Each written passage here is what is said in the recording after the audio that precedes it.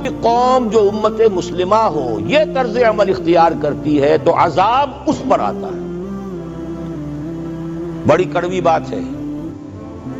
آج عذاب کفار پر نہیں آ رہا، وہ تو اللہ تعالیٰ ان سے آخرت میں نمٹ لے گا، اور آخرت تو ہے ہمیشہ کی، بڑا سو عذاب تو وہی کا ہے. وَلَعَذَابُ الْآخِرَةِ أَكْبَرُ لَوْ كَانُوا يَعْلَمُونَ. دنیا میں کفار پر عذاب آتا تھا جب کوئی رسول بھیج دیا جائے، اب رسول آئے گا نہیں. ایک ایکسیپشن ہے، وہ بعد میں بتاؤں گا. لیکن اب دنیا میں جو عذاب آتا ہے وہ مسلمان امت پر آتا ہے. اب اس کو چونکہ بات بہت کڑوی ہے، تھوڑا سا میں اس کے اندر آپ کے لیے سمجھنا، حلق سے اتارنا اس کڑوی گولی کا آسان کر دوں.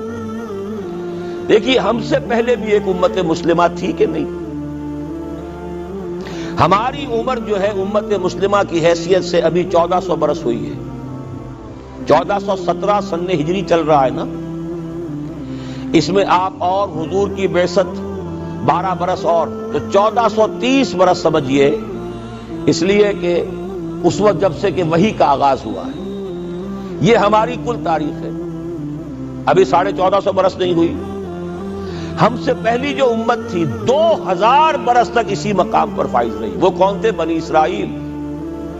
وہ موسیٰ کے امتی تھے، ہم محمد کے امتی ہیں علی نبینا و علیہ الصلوۃ والسلام. انہیں تورات دی گئی تھی، ہمیں قرآن دیا گیا ہے.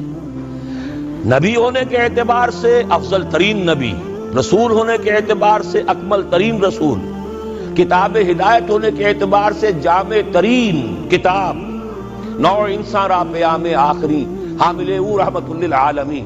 یہ اپنی جگہ تقابل ہے، لیکن ایک اور اعتبار سے دیکھیے، عمر اس کی طویل تھی 2000 برس، ہماری ابھی 1400 برس ہوئی. اور دوسری بات، اس امت میں 1400 برس تک کوئی وقت ایسا نہیں گزرا کہ کوئی نبی موجود نہ ہو. سینکڑوں نبی آئے. شروع ہوئی ہے 1400 قبل مسیح میں، جب تورات دی گئی حضرت موسیٰ کو. اور آپ کو معلوم ہے اس وقت 2 رسول تھے، موسیٰ بھی اور ہارون بھی علیہ السلام. پھر حضور کی حدیث بخاری شریف میں موجود ہے، کانت بنو اسرائیل تسوسہم الانبیاء کلما ہلک نبی خلفہ نبی.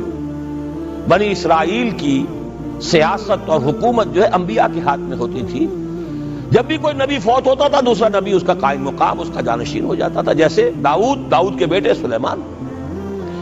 آخری جو نبی آئے ان کے ہاں وہ حضرت مسیح، اور ان کے ہم عصر حضرت یحییٰ علیہ السلام. یوں سمجھیے 2 سے شروع ہوا، 2 پر ختم ہوا.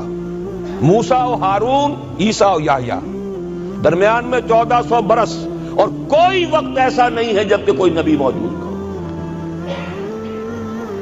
کیسی امت تھی! اسی لیے میں نے آپ کو بتایا، قرآن مجید میں سورہ بقرہ میں 2 جگہ فرمایا ہے، یا بنی اسرائیل اذکروا نعمتی التی انعمت علیکم وانی فضلتکم علی العالمین. چھٹا رکوع بھی شروع ہوتا ہے اسی آیت سے سورہ بقرہ کا، اور 15واں رکوع پھر شروع ہوتا ہے اسی آیت سے. اے بنی اسرائیل، میرے اس انعام و اکرام کو یاد کرو جو میں نے تم پر کیا، اور میں نے تو تمہیں تمام جہان والوں پر فضیلت دی تھی. لیکن وہی بنی اسرائیل جب ان کا طرز عمل کیا ہوا، شریعت کو پس پش ڈال دیا.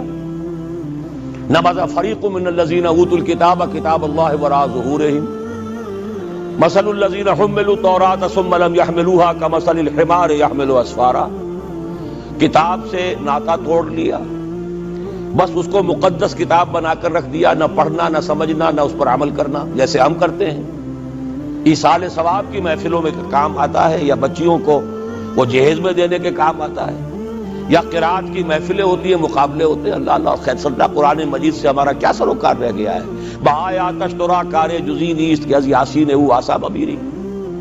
عیاشیاں کرتے تھے، بدماشیاں کرتے تھے، غلط کام کرتے تھے، لیکن انہیں خیال یہ تھا کہ ہم چونکہ ابراہیم کی نسل سے ہیں، موسیٰ کی امت میں سے ہیں، نحن ابناء اللہ واحباؤہ، ہم تو اللہ کے بیٹوں کے مانند ہیں، بڑے چہیتے ہیں. اسی پر اللہ نے فرمایا فَلِمَ يُعَذِّبُكُمْ بِذُنُوبِكُمْ بَلْ أَنْتُمْ بَشَرٌ مِّمَّنْ خَلَقَ.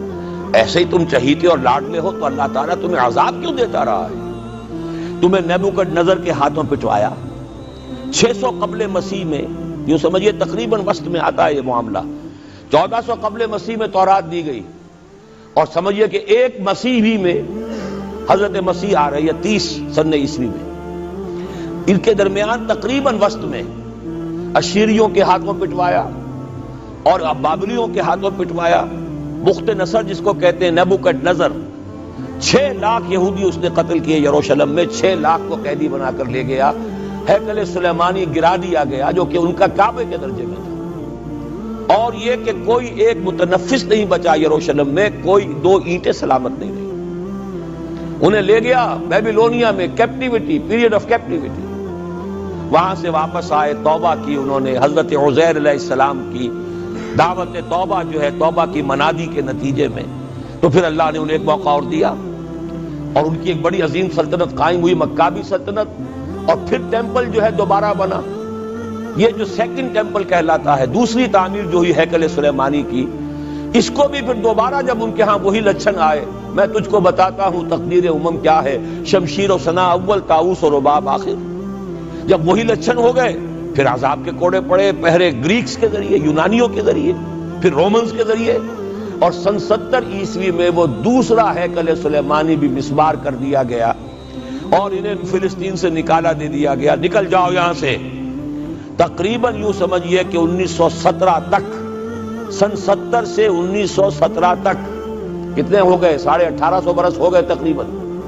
1850 برس یہ لوگ پھر فلسطین میں داخل نہیں ہو سکے.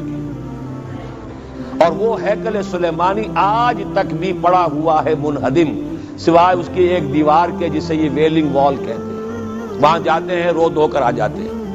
اب تو خیر ان کا قبضہ ہے، جانا آنے کا سوال نہیں رہا، ورنہ 1967 سے پہلے بھی اجازت لے کر جاتے تھے، ماتم کر کے آ جاتے تھے. اس لیے کہ یروشلم جو ہے اس پر قبضہ تو ان کا ہو گیا تھا، لیکن مشرقی علاقہ ہے وہ، اور اس پر ابھی عربوں کا زیادہ تسلط تھا. اب وہ ختم ہو رہا ہے.